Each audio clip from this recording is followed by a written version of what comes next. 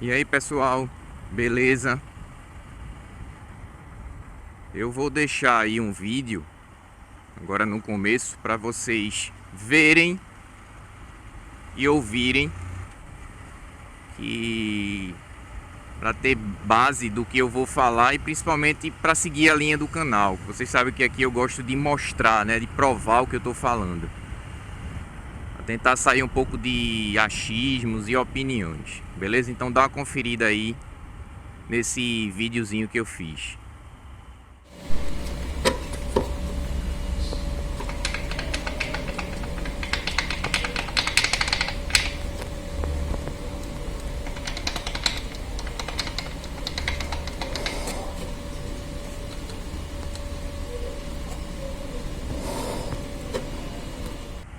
Então galera, isso aí é o motor dessa moto, tá?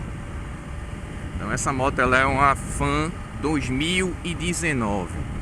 Como vocês podem ver, tem uma folga gigantesca aí no balancinho. Só que isso já era algo que eu sabia antes de pegar a moto. Não nesse modelo, tá? Eu já sabia desse problema nas 160. Mas eu acreditava, ou eu imaginava que já tivesse sido resolvido. Eu vi até algumas 2018 com esse mesmo problema. Então, pelo visto, não foi solucionado. Vocês viram aí no vídeo também que eu dei uma balançada na parte do comando, porque existe também uma folga no comando, mas nesse caso aí a folga ela não vai aparecer no vídeo, porque o tensor tá no lugar, porque eu só tirei a tampa de válvula, né, para balançar lá o balancinho, e eu não ia mexer na moto, porque a moto era recém comprada, tem a questão ainda de estar na garantia, tá? Então eu não tirei o tensor da corrente de comando. Por isso que o comando lá, ele não balança na mão, você não escuta ele bater. Mas quando você solta o tensor, acontece isso também. E isso era algo que eu não sabia nessa moto, tá? Isso é um segundo barulho que eu não sabia. Então galera, como vocês puderam ouvir aí, isso na mão já bate desse jeito. Agora imagina isso no motor a 5.000, 6.000, 7.000 rotações por minuto. O barulho e a vibração que isso não causa.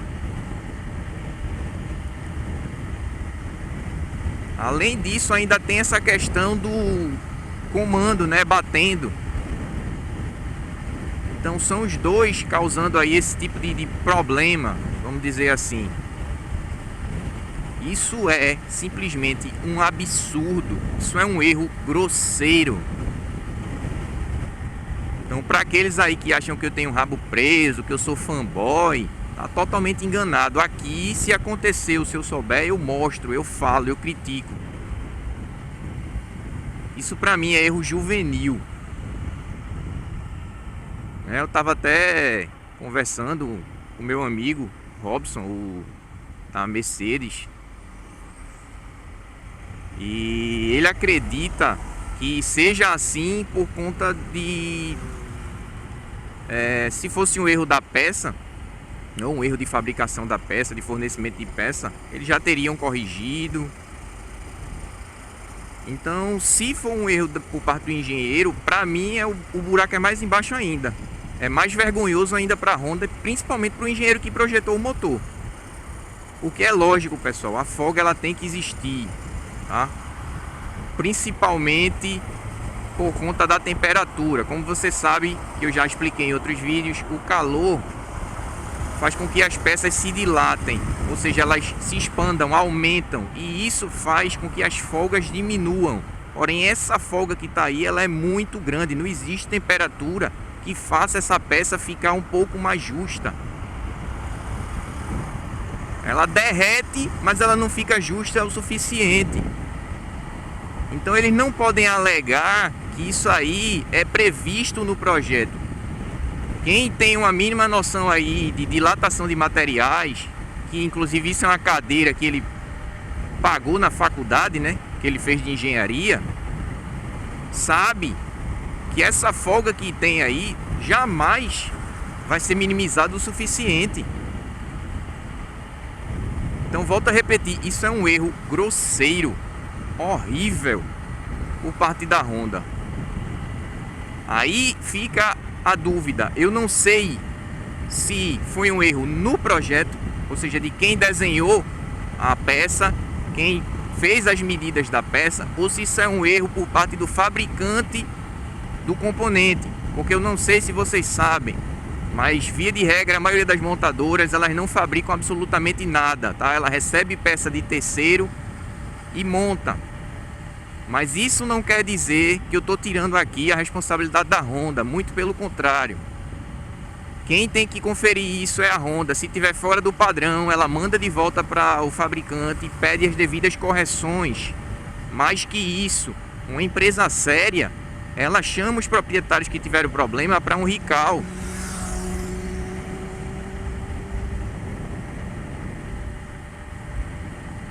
Tá? Então, esse problema do comando eu já conhecia, mas eu acreditava que já tinha sido corrigido. Pelo visto não. É provável que nas 2020 que estão saindo agora essa mesma questão continue.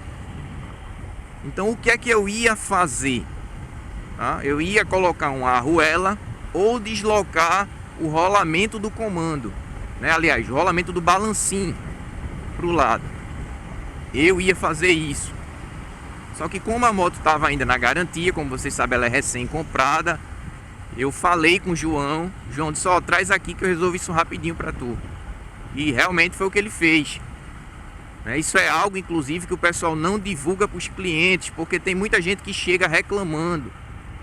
Ele me explicou, inclusive, que isso é mais comum após o período de amaciamento. Normalmente, a maioria das motos fica um pouco mais caladinha e por volta de 1000 quilômetros, na primeira revisão o cliente já chega reclamando, ou quando sai da revisão ele volta reclamando que o barulho começou, e ele acredita que seja barulho de válvula, que é o que tem feito aí um pouco da fama de bateção de válvula dessa moto. É justamente isso. Na realidade, o barulho maior vem dos balancinhos batendo, não somente da válvula. Então eu levei lá, em questão de 20 minutinhos ele desmontou, né? Logicamente teve que esperar o motor esfriar um pouco. Ele desmontou, empurrou o rolamento um pouco para o lado e diminuiu a folga. Ele não tirou a folga, tá, pessoal? Caso alguém queira fazer isso, não pode tirar a folga. Como eu falei, o material precisa de uma folga, até porque o balancinho ele faz um movimento. São peças móveis, ela não pode ficar presa. Sobretudo porque quando ela esquentar, ela vai aumentar de tamanho e a tendência é prender mais ainda. Então ele fez lá o esquema. E eu não fiz somente por conta de barulho, ou principalmente por conta de barulho. Eu fiz por conta de vibração, pessoal. Essa moto, esse motor por volta de 6.000, 7.000, 7.500, ele vibra muito. E essa era uma das causas da vibração desse motor. Com isso você sente a vibração na mão aqui e nas pedaleiras, principalmente se você encostar o pé no freio. Na cidade, como eu ando com giros mais baixos, eu não sinto, mas se eu pegar uma estrada aí que vão andar 90, 100 por muito tempo, vai ser uma vibração muito chata, vai me incomodar. Então foi por esse motivo e não por conta do barulho que eu pedi para ele fazer esse serviço aí nos balancinhos. Então quem tem a moto e tiver com barulho excessivo, é bom dar uma olhada nisso, tá? Mas o foco do vídeo é criticar a Honda por isso. Em pleno 2020, com a tecnologia que a gente tem, com os programas que se tem, com acesso a cálculos, né, a ferramentas modernas, o pessoal ainda dá uma mancada dessa. Faz uma peça totalmente fora do padrão. Isso é uma peça fora do padrão, pessoal.